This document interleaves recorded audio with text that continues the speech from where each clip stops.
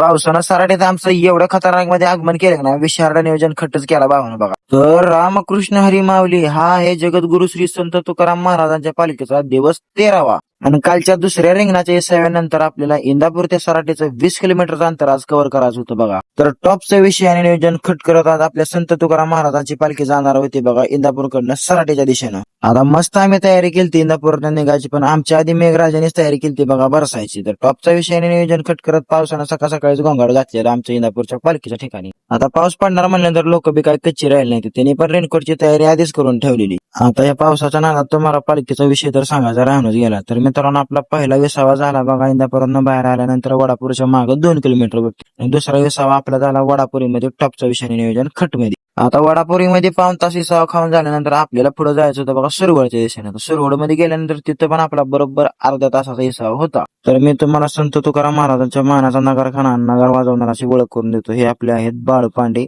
देहूकर. अहो माऊली ते म्हणतात का, मूर्ती लहान पण कीर्ती महान, अशातला विषय आपल्या बाळपांड्यांचा. अहो वारीत 101 कलाकार आहेत हे बघा.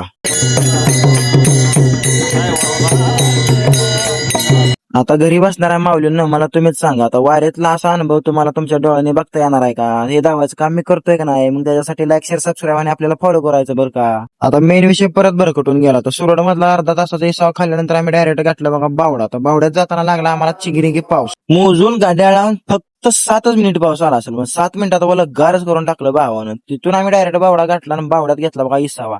तिथून 2 तास इसावा खाल्ल्यानंतर आम्ही डायरेक्ट वाट धरली बघा सराटीची. आता बावड्याकडनं सराटीला जाताना लागतो बघा टोल नाका. तर टोल नाक्याच्या अलीकडे 1 किलोमीटर पासून पाऊस जे चालू झाला ती सराटीत जास्तवर पाऊस काय थांबलाच नाही बघा. आता तुम्हीच बघा गाड्यांनी कशी फुल तयारी केली, रेनकोट जर्किंग सगळं विषय हा नियोजन खड्डच लावून टाकला नुसता लोकांनी. तर शॉर्ट बट स्वीट सांगायचं झालं ना, तर इंदापूर ते सराटीचा प्रवास एवढा सुंदर आणि भारी झाला ना, विषय हा नियोजन खट झालं बघा. पण पावसानं घातला राडा. तर अशा पद्धतीने आधी आम्ही नंतर पालखी आमच्या मागे सराटीमध्ये पोहोचली. तर जाता जाता तेवढं फॉलो आणि सबस्क्राईब करून जावा.